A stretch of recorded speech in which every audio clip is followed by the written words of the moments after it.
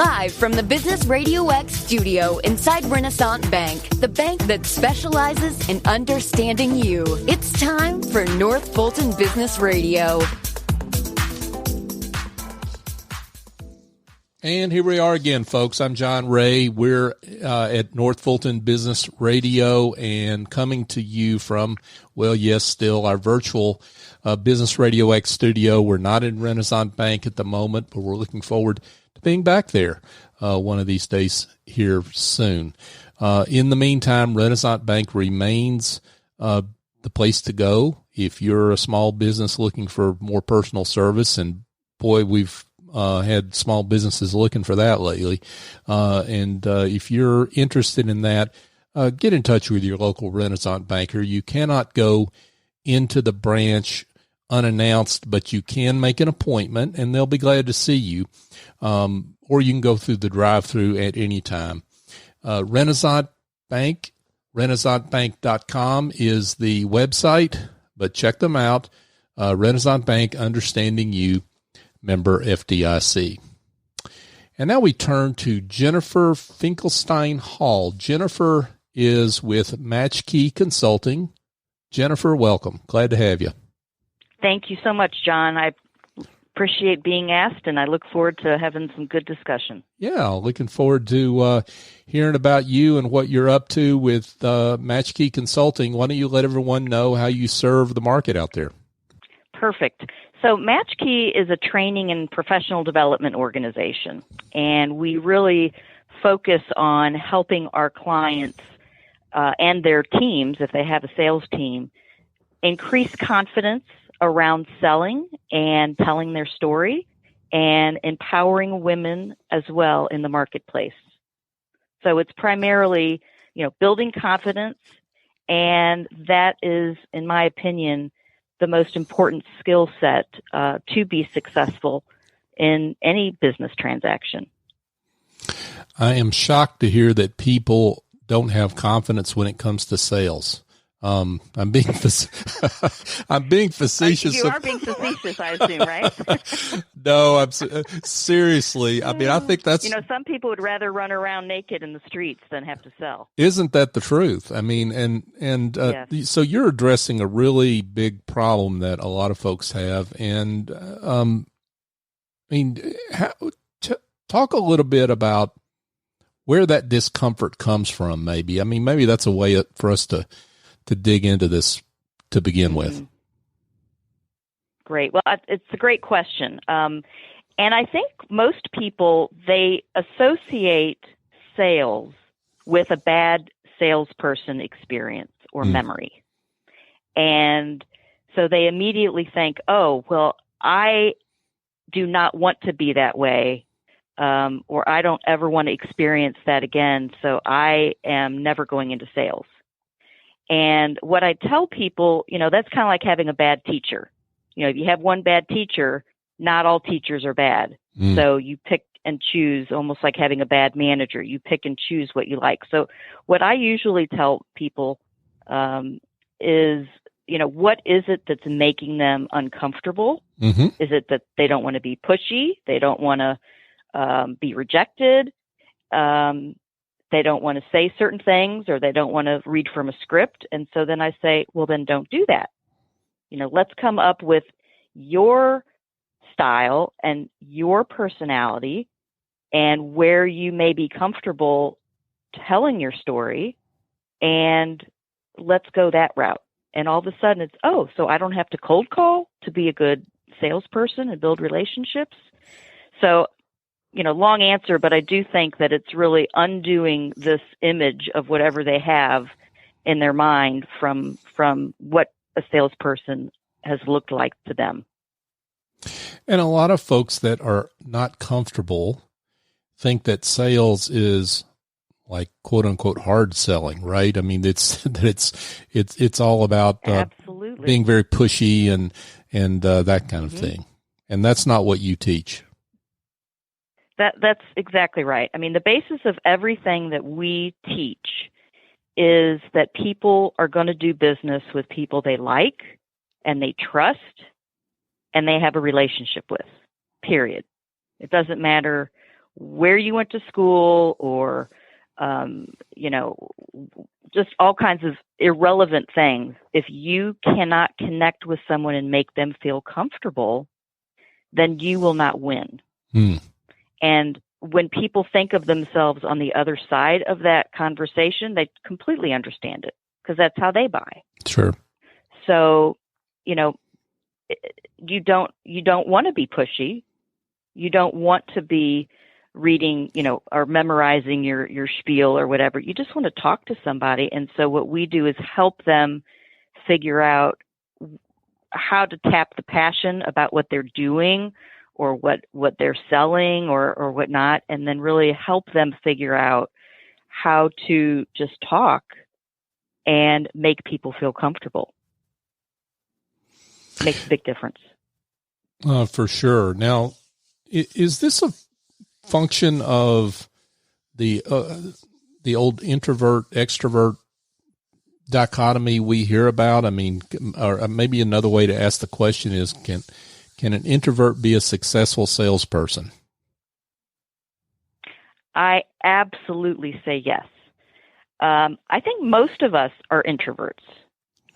This would be shocking to anybody that knows me, but I would consider myself an introvert. And I think when we stop trying to fit the mold of what we think sales is supposed to be, which is uncomfortable on all sides of the conversation, and instead we pull from what we are passionate about and what we're doing and how we're helping the community, or we're delivering a service that's making a difference, or we have a product that can really help solve someone's need. It's really not selling. It's having a conversation, and it's having that passion come through. And just like anything, sometimes it's going to click with someone and sometimes it's not. And so I believe the more that people rethink their strategy, it really calls towards that introvert part of all of us, and it makes us feel a lot less pushy and aggravating and annoying and fake. So I think absolutely introverts can be successful. It takes intentionality and it takes strategy. You can't wing it, and winging it is what a lot of people do. And I think that's what leads to some of the fear, is because they're just kind of, floundering. Right. Folks, this is North Fulton Business Radio. And if you just joined us, we're speaking with Jennifer Finkelstein Hall. Jennifer Hall, she's with MatchKey Consulting. She's the founder of MatchKey Consulting. Jennifer, one issue for anyone in sales is objections and getting rejected, feeling rejected maybe, and maybe sometimes taking that more personally, that it's more personal than really people intended. It's more about the product or service than it is the person, but sometimes people internalize that, right? Oh, absolutely. Absolutely. And, if I sat here and said, oh, it's not you, it's the product, we've all heard that, but it is really hard to change being human. Yeah. And so really what I talk to clients about, number one, it kind of goes back to what I'd mentioned earlier, is you can't wing it. You need to assume that you'll be rejected. I call rejection redirection. And it's the same as an objection, not necessarily being, rejected, but having an objection come up when you are talking with someone about a service or a product. When those things come back to us, we typically act like we had no idea that was coming. And that to me is what generates the fear. The fear is the unknown.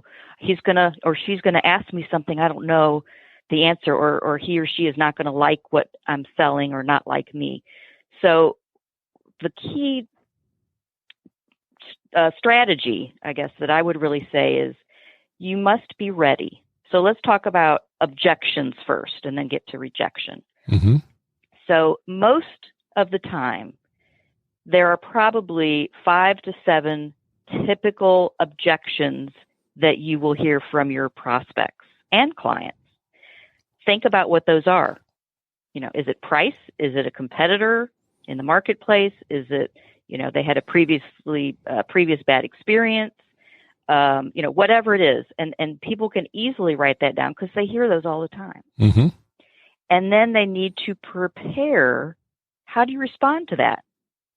So when someone says, gosh, the price doesn't seem to match the value you're providing, don't look at that person or freeze and say, oh my gosh, I had no idea that would even come up. What am I going to say now? Instead, you're prepared, but before you pounce and try to defend, I had taken some courses certainly in my 27-year career, and I had a wonderful process explained to me once, which was when an objection comes or a rejection comes, come up with an acknowledgement statement first.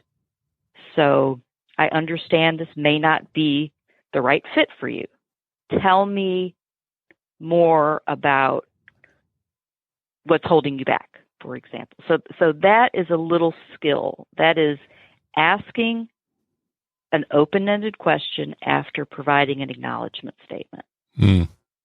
So if everybody hangs up now, what I would hope they walk away with is write down the 5 typical objections. What could an acknowledgement statement be, and what open-ended questions? So now let's get to rejection. So rejection is the same thing. So what would you say when someone says, I'm not interested?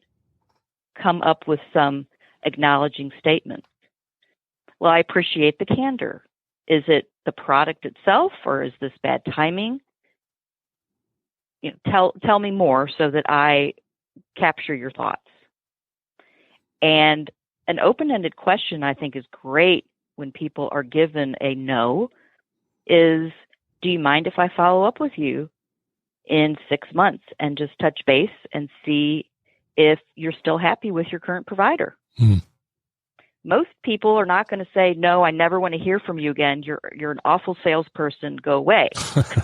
Right. If they do, don't call them back in 6 months. Sure. Okay. Right. But that is a tool or a trick that when you are getting rejected, that you end on a conversational exchange, and then you do take it less personally. Of course, you have to always know it's not you, it's the product and service. But I think when you end one of these conversations and your heart's not racing and you don't feel like you've just been verbally abused, I think rejection does become more redirection than it currently is perceived. So, Jennifer, what is I guess I want to shift gears for just a second, because this is really great information, and I'd like to maybe circle back around to you briefly, and I'd love it if you'd give a little bit of your history and your journey, and what brought you around to starting MatchKey Consulting. Well, thank you, John, for giving me that chance. My journey, I was in corporate America in Atlanta for 27 years. I graduated from Emory. I got a finance degree, went into banking, which is what I was supposed to do, I was told. And during most of my career, I was a relationship manager. So I banked companies. I worked with business owners all the time. And 2 things kind of happened during my career that made me really start thinking about MatchKey's concept and then starting the company 3 years ago. First of all, I was successful as a salesperson, but I was not comfortable as a salesperson, and not comfortable as, and I have my little quotes right now in the air, what a salesperson is supposed to be. And so I just started to talk to business owners And I would ask questions, and I would tell them who I was, and I would listen. And I realized over the first 22 years of my career at one bank in particular that I was connecting with these business owners. And so I was not selling, I was conversing. And I realized that that was easy for me. The selling scared me. So I wanted to help everyone else that was in that role that was struggling with meeting sales goals. I wanted to really help them understand that their approach may not be working for them because they're trying to be a salesperson as opposed to conversational and building a relationship and trying to solve problems. The other thing that happened during my 27 years is I was very fortunate to be a female in a fairly high position, and I mentored scores and scores of younger women as they came into the company. And after a while, I realized I was telling them all the same thing about how to be more confident and how to manage some of the tendencies that we have as women. And so when I left the industry, and I was a sales director in one of the banks, and I also managed a commercial training program for one of those banks. So I fell in love with helping the next generation of leaders. So tying all those things together, when I left the industry, I thought, I want to help people that don't have access to training that's helping them through those exact things. I saw fewer and fewer training programs happening in corporate America than when I was starting my career. And I saw especially millennials be really criticized for behaviors that no one had really taught them. And so MatchKey was a solution to that. So I was able to, which is why Millennials is one of our true targets, our true segments right now, is that there's a lot of brilliant professionals that have not had any of this kind of training. They're given a wonderful job opportunity. They do a super job. They get sales goals, and they don't know what to do. And they don't necessarily, of course, this is a generalization, they don't necessarily have resources in the company that they work for. And so they get frustrated, they quit, they go find another job. We want to help those people be successful. And the skills that I just identified that I saw through my career are the skills that I really didn't see being offered to the millennials. And then, of course, the female route was the same thing. So that's, it's a long answer, but that's really explaining what I experienced and where my passion was and what MatchKey's mission is. And it is to really help build the confidence, like we started out our call talking about, helping people build confidence and providing some intentionality around activities, behavior, and helping people succeed. Jennifer, how do you work with folks? Do you work with companies? Do you work with individuals or both? Talk a little bit about your engagements. Sure. Well, prior to COVID, we were doing a lot of in-person workshops, and we're still doing those virtually. However, because a lot of people have found themselves in positions where they have to sell or articulate their value proposition, and they're not really used to that, we're also doing a lot of one-on-one virtual training, coaching, consulting, whatever you want to call it. But we're really, during COVID, we really found a need to help people work through a lot of the issues that we're talking about. Even, how to tell your value proposition, when you go on an interview. because a lot of folks have not been interviewed in many, many years. So MatchKey is still offering facilitated workshops, virtual and in person. We do also provide one-on-one or small team development discussions. And one service that did come out of COVID was we are now helping companies find the right training partner or facilitator if it's not something that MatchKey provides. And being in, Atlanta for 30 years, and having a great network and hopefully a good reputation, people will call me and have called me over the last few months and said, hey, do you do onboarding? Do you do customer service? Do you do change management? How about pivoting? How about marketing? Well, I don't do all of those things, but we have a wonderful network that does. So that's another service that is fairly new, is that we help people find what they need, whether we provide it or not. We are a trusted resource, and we stand behind all those connections, of course. Folks, you're listening to Jennifer Finkelstein Hall, and she is the founder of MatchKey Consulting. Millennials. Let's talk about millennials, and I really want to talk about millennials to maybe help educate the non-millennials, particularly the ones that look down on millennials, which I get kind of tired of. So, talk about your work with millennials. What you find from that. That's a key segment for MatchKey. What your learning is from that, and how you can help managers that are managing millennials. Sure. There are a couple of things. First, I'll talk about the actual skill set, the soft skills, the training, and then I'll talk about some of the millennial specific programs.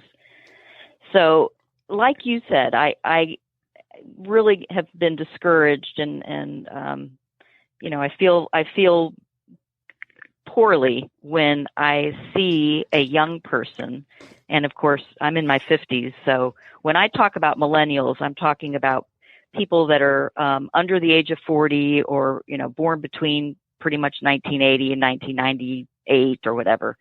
But what I would realize is that they would be criticized because, and I quote, people would say, well, they should know that, end quote. And so I would then ask, well, how would they have learned that?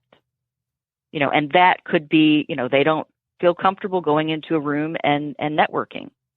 And after doing a lot of dialogue with both millennials and the leaders of millennials, I came to the conclusion that they were being held to a standard of skill set that no one has provided to them.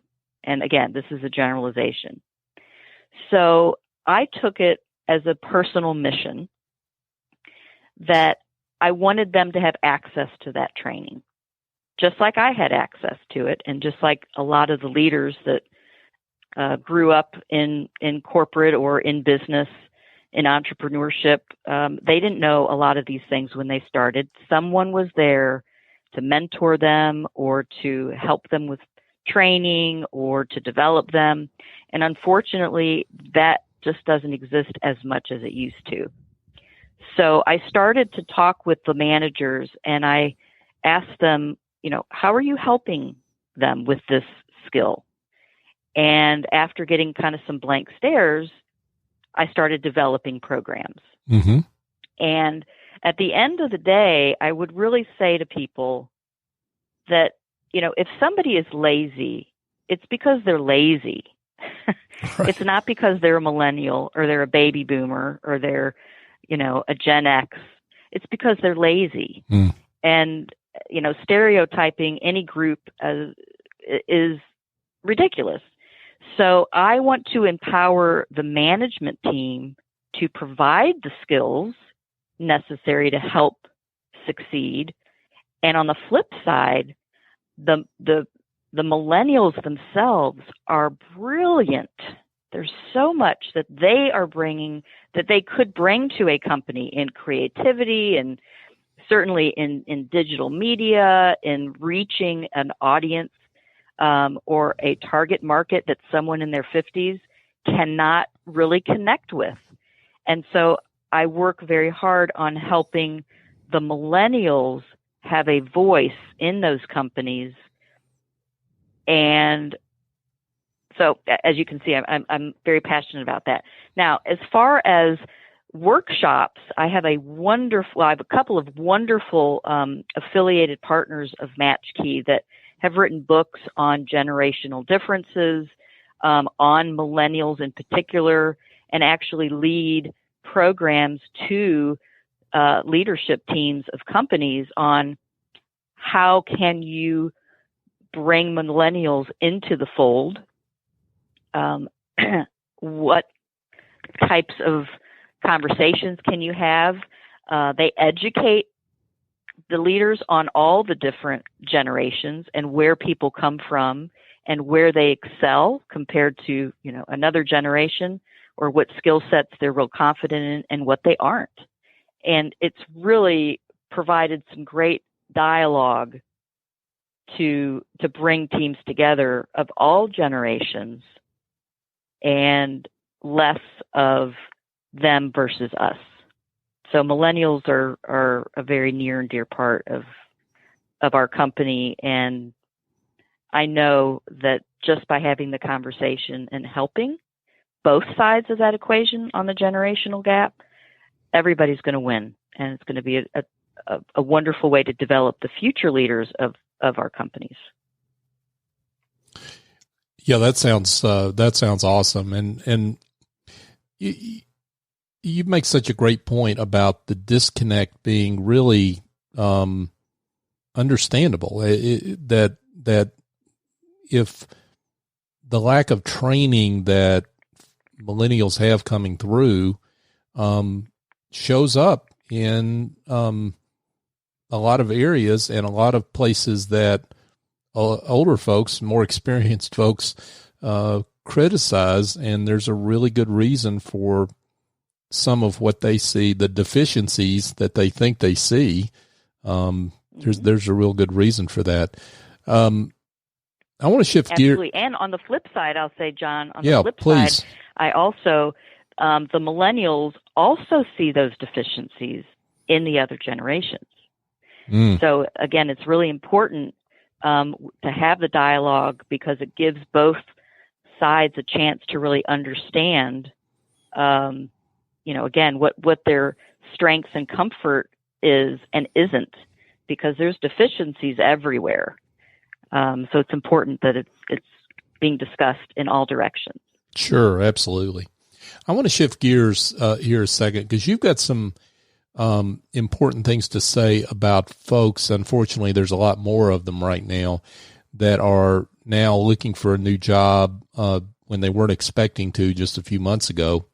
Maybe they're interviewing for the first time in a while, and you've got some important things to say to folks like this to feel more empowered with that process. Sure. The fear, I think, in any of these experiences is the fear of the unknown. So what I always tell people, and I have a lot in the last several months, is turn the unknown into a known. Plan for what you feel you don't understand.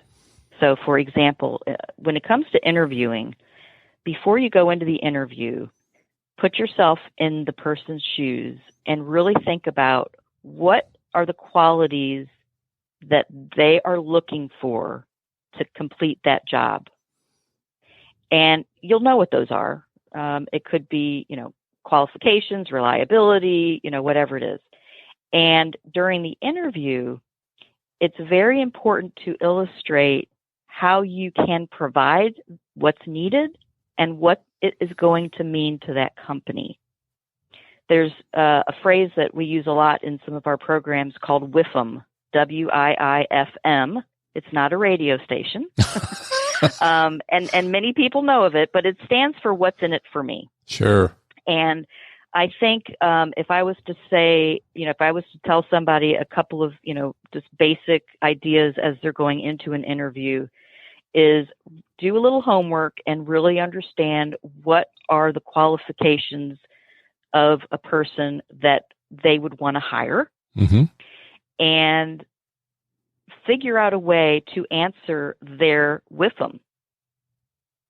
Tell them, in this role, I know it's important that you have someone that is able to do A, B, C, and D. I have done A, B, C, and D. And what that means to your company is that you would not need to spend time training me on how to do it. You would be educating me on how your company handles a certain, delivery service or whatnot. All of a sudden, the person that's interviewing, they're like, oh, so I get now how hiring you is going to help me. It sounds kind of obvious, but I think a lot of times people just go into an interview and they just want to talk about all the things that they've done. And here's my resume and here are all the things, but they don't really let the person who's interviewing understand what that's going to mean to them. Right. If it means that you're not going to have to train me, it means that I could manage people. I could help take some of the burden off of you. I can work remotely. Whatever that is. So that really would be what I would suggest, and what I have suggested over the last few months. Make the person understand why you are going to help them and be the best fit, and talk. Just talk about.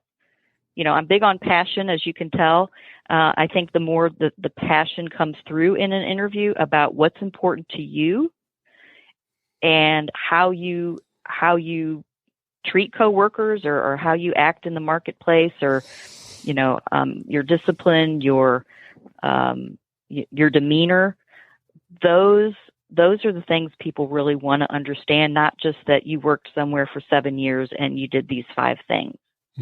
But that you take pride in your work and that you encourage team members to raise their level of participation or whatever it is.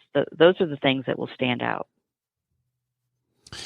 Jennifer, this has been great. I know that there are a lot of folks that could benefit from working with you, learning from you. So let's get them in touch with you. Why don't you give folks your contact information? How's the best way that they can connect with you? Perfect. Well, the best way is to email me, and that email address is jennifer@matchkeyconsulting.com. Our website is matchkeyconsulting.com, so www.matchkeyconsulting.com. And my direct line is 404-308-7658. We're all kind of on our cells now. So that would really be the best way. And I also just want to mention, if there is a situation someone is dealing with right now and they just want somebody to bounce an idea off of for a few minutes, please don't hesitate to reach out. I do that every day. And right now it's really not just about, generating business. It's more about helping each other get back to work and get that cash flow coming back in and grow our economy. And any way I can be helpful, be my pleasure. Jennifer Finkelstein Hall, she is with MatchKey Consulting. Jennifer, this has been great. Thank you so much. Thank you, John, for having me. I really appreciate it. Absolutely. Folks, if you need some help that involve headaches, and those headaches involve administrative tasks in your business, your books are a mess, you need a presentation prepared.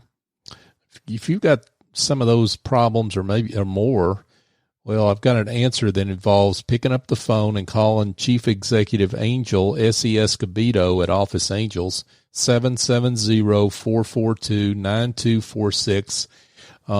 They've been virtual for 18 years since their founding, so they have no problem flying in virtually, taking care of your problem and flying out. And the SE has a whole team of angels who have talent and experience in a variety of areas. So whatever your problem is, in that regard, pick up the phone, give Essie a call, or go to officeangels.us.